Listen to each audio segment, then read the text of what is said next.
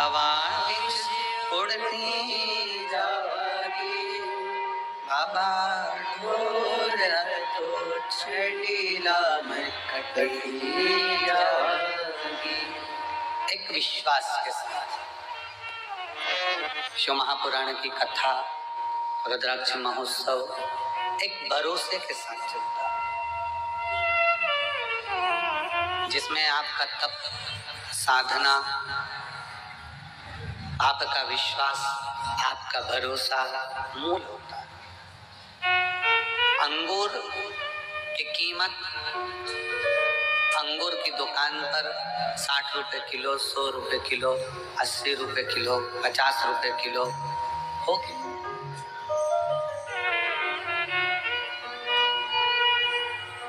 आवाज बढ़ाइए चारों तरफ की। अंगूर की कीमत 50 रुपए, 60 रुपए, 100 रुपए किलो होगी, पर वही अंगूर जब धूप में तप जाता है, वही अंगूर जब धूप में तपता है, बहुत तपन सहता है, किशमिश बन जाता है, तो कीमत 300 रुपए किलो हो जाती है। अंगूर वही है जो 50 रुपए, 40 रुपए, 60 रुपए, 80 रुपए, 100 रुपए किलो है, और वही अंगूर की कीमत धूप में तपते तपते तपते तपते वो 300 तक पहुंच जाती है। जितने शिव महापुराण की कथा में बैठे हो, जो 50 रुपए, 40 रुपए, 60 रुपए, 80 रुपए, 100 रुपए किलो है, और वही अंगूर की कीमत धूप में तपते तपते तपते तपते वो 300 तक पहुंच जाती है। जितने शिव महापुराण की कथा में बैठे हो, जितने ऑनलाइन शिव महापुराण की कथा को श्रवण कर रहे हैं, मेरी जीजियां, मेरे जीजा, मेरी बेटियां, बेटाएं, मेरी माताएं, मेरे भाई, मेरे बंधु, मेरे सखा, एक बात याद रखो कि ये संसार की जो ठोकर है, संसार की जो ठोकर है, संसार की जो तपन है, वो हमको तपा तपा कर किशमिश जैसी कीमत बना देता है, कीमती बना देता है, जो जनमानस के लिए श्रेष्ठ है।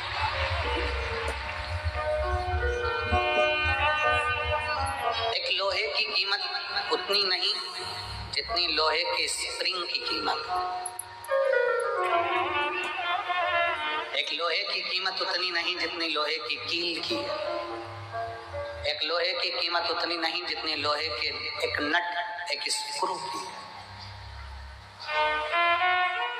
स्क्रू बना, कीमत बढ़ गई, नट बना, कीमत बढ़ गई, स्प्रिंग बना, कीमत बन गई, कील बनी, कीमत बन गई। जितना तपता है उतनी कीमत बढ़ती है। जो इंदौर साइड से आए होंगे, जो भोपाल साइड से आए होंगे, राजगढ़ के इधर से आए होंगे, रतलाम साइड से आए होंगे, तो रास्ते रास्ते भुट्टे की दुकान होती है, मक्का खाने वाली भुट्टा। वो भुट्टा ऐसे ले लो तो 5 रुपए का, 8 रुपए का, 9 रुपए का, 10 रुपए का मिलता है, किलो से मिल जाता है। पर वही भुट्टा, वही मक्का जब आगी में तप जाती है तो वो 25 से 30 रुपए का भुट्टा हो जाता है, क्योंकि वो तप गया। दुनिया के लोग कहते हैं हम बड़े परेशान हो गए, हम बड़े कष्ट में जीवन जी रहे हैं, हम बड़े दुखी हो गए, हम बड़े कष्ट में जीवन को जी रहे हैं। हम कहते हैं तुम दुनिया के सबसे अच्छे व्यक्ति हो, जिसको भगवान शंकर ने चुन रखा है। कष्ट दे देकर तुमको कठोर बना देगा, फिर तुम कहीं पर भी किसी भी हाल में कोई तुम्हें गिरा नहीं पाएगा और तुम उन्नति की सीढ़ी पर चढ़ते चले जाओ, चढ़ोगे। बस उस शिव का साथ, तुम्हारी मेहनत, तुम्हारी लगन, तुम्हारा कर्म तुमको मंजिल तक ले जाए।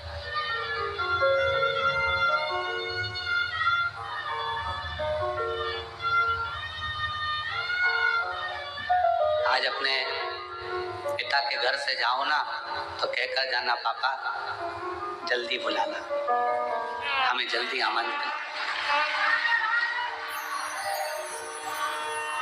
पिताजी हम इंतजार करेंगे कि हमारा बाबुल, हमारा पिता हमको जल्दी बुलाए, इंतजार रहेगा।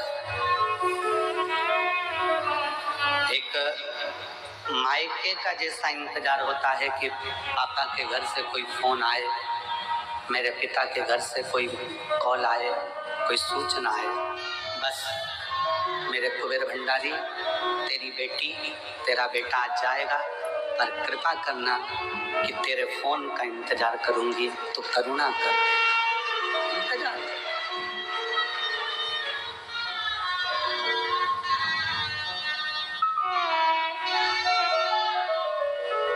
उससे विनय कर जाना, जाते जाते एक बार दिल से उससे बात कर जाना, अपने हृदय का भाव उसको कह कर जाना।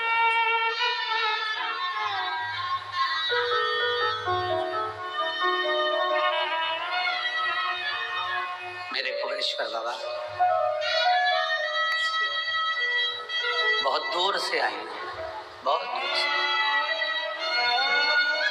आज आडंबर की दुनिया है, दिखावे की दुनिया में जब घर से चली हूं या चला हूं तो घर के लोगों ने भी कहा क्यों इनके चक्कर में पड़ती हो। पर बाबा तुम मेरे पापा हो, तुम मेरे पिता हो।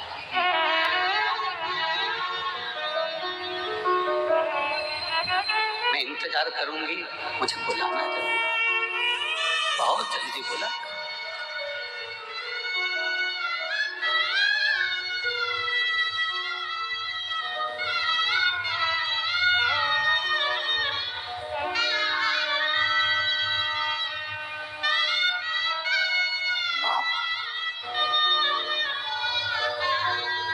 जो पिता होता है बेटी को ठोकर खाने नहीं देता।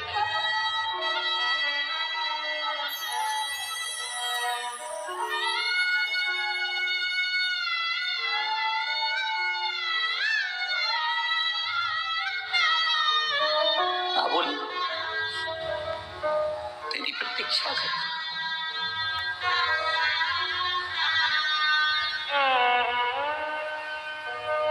खाली जाऊंगी तो ससुराल वाले ताना देंगे, यहाँ से वापिस चली गई खाली, दुनिया के लोग कहेंगे इतनी छाती ठोक कर सी हो गई थी, अपने बाप के घर दिया ना दिया। बहुत आस लगाई,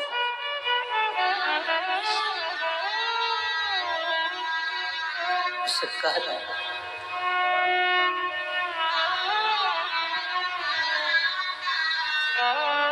मायके से, जब एक लड़की मायके से जब अपने ससुराल जाती है तो ससुराल में भी उसका पेट खोल कर देखा जाता है, बाप ने क्या क्या किया।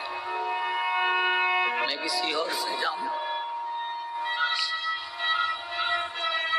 इस कुबेरेश्वर बाबा की भूमि से, तब मैं अपना दिल खोल कर दिखाऊं कि मेरे कुबेर भंडारी ने क्या क्या दिया।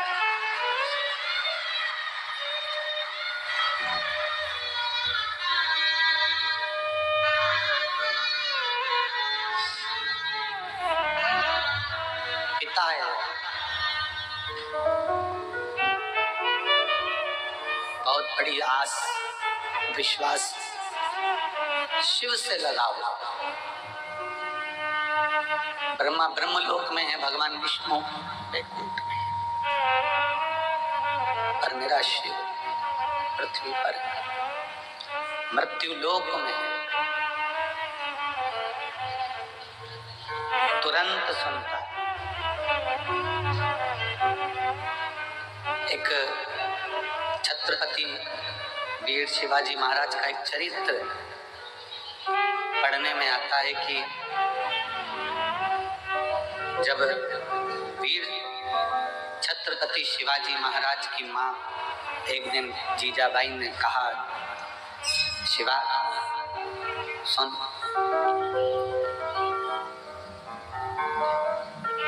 तू शिव के मंदिर में जाकर शंकर को शीश नवाता है। तेरी माँ जीजाबाई ने भी तुझको शिव को शीश नवाकर पाया, शीश नवा। जीजाबाई कहती है, शिवा जिंदगी में एक शिव और जिंदगी में एक सच्चा गुरु केवल पृथ्वी पर ही काम नहीं आता। जब प्राण अच्छा गुरु और एक शिव, शिवा एक भगवान शंकर और एक गुरु जीवन में केवल मृत्यु लोक में ही नहीं, उस लोक में भी काम आता है। और इसका प्रमाण छत्रपति वीर शिवाजी की कथा दे रही है।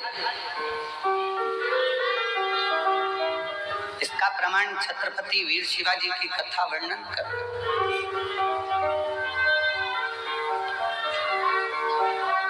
छत्रपति वीर शिवाजी की कथा कहती है कि मुगलों ने बहुत आक्रमण करे पर छत्रपति वीर शिवाजी पर विजय प्राप्त नहीं कर। तब मुगलों ने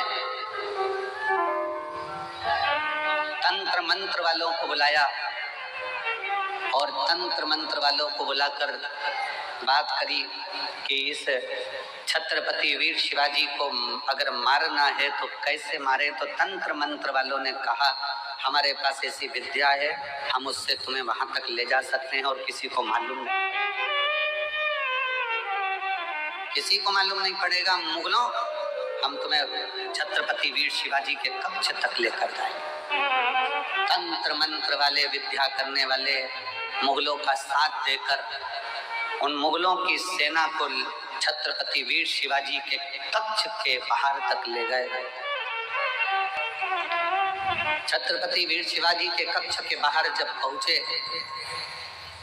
और अंदर तलवार लेकर छत्रपति वीर शिवाजी को मारने के लिए जब अंदर प्रवेश करा, जैसे ही अंदर प्रवेश करा तो मुगलों ने क्या देखा कि तंत्र मंत्र के बल पर अंदर तक तो पहुंच गए थे, पर छत्रपति वीर शिवाजी सो रहे थे और उसी समय पर एक हाथ निकल कर आता है और वो हाथ उस छत्रपति वीर शिवाजी के ऊपर रखा जाता है और तलवार उतना असर नहीं करता। मुगल वापिस गए और तंत्र मंत्र वालों से कहा कि तुम्हारे तंत्र मंत्र से हम वहां तक पहुंच गए, फिर ये मरता क्यों नहीं, इसको हमने तलवार मारी, लगती क्यों नहीं। तो तंत्र मंत्र वाले कहते हैं कि इस छत्रपति वीर शिवाजी का जो गुरु है और शिव है वो मरने नहीं दे सकता।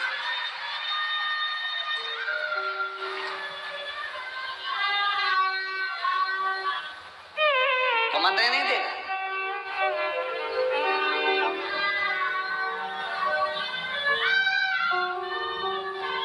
इसलिए दुनिया के लोग उनको पुकारते हुए कहते हैं, जय भवानी जय शिवाजी। समर्थ भगवान गुरु का हस्त और भगवान शंकर की अविरल भक्ति छत्रपति वीर शिवाजी के ऊपर हाथ की तरह रखी हुई। और जितने शिव भक्त शिव महापुराण की कथा को श्रवण कर रहे हैं, भगवान शंकर की कथा को दिल से सुन रहे हैं, रुद्राक्ष महोत्सव में आप लोग आए हैं, कंकर शंकर की धरा पर पहुंचे हैं, आप सब के सिर पर भी कुबेरेश्वर महादेव का हाथ बना हुआ है, अस्त्र रखा है। बस भरोसा दृढ़ रखना, और जब भरोसा दृढ़ होगा, भरोसा दृढ़ता में धारण करोगे तो शिव को मिलने में देरी नहीं। शंकर कब मिलता है? जब हमारा विश्वास दृढ़ हो जाए। थोड़ा तपना पड़ेगा, और जब तपन बहुत मिलेगी, दुनिया ताने भी देगी, गाली भी देगी, अपशब्द भी कहेगी, बहुत बोलेगी। एक पशुपति व्रत करा, काम नहीं हुआ, दूसरा करा नहीं हुआ, आंकड़े की जड़ बांधी नहीं हुआ, बहुत बहुत व्यवस्था। आप लोग व्रत करे, साधना करा, तप करा, सब कुछ करा, तो भी कार्य नहीं हो रहा है तो समझना कि बाबा अभी और तपाएगा, और तपा ले, उसके बाद तुम्हें सोने जैसा निखार भी दे। फिर बाबा तुम्हें सोने जैसा निखार भी दे।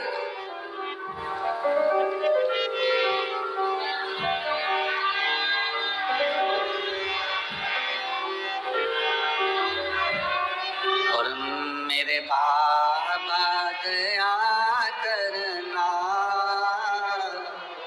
मैं तेरे भरोसे हूँ, मेरे भोले दया करना, मैं तेरे भरोसे हूँ, ना घर के भरोसे हूँ, ना परिवार के भरोसे हूँ,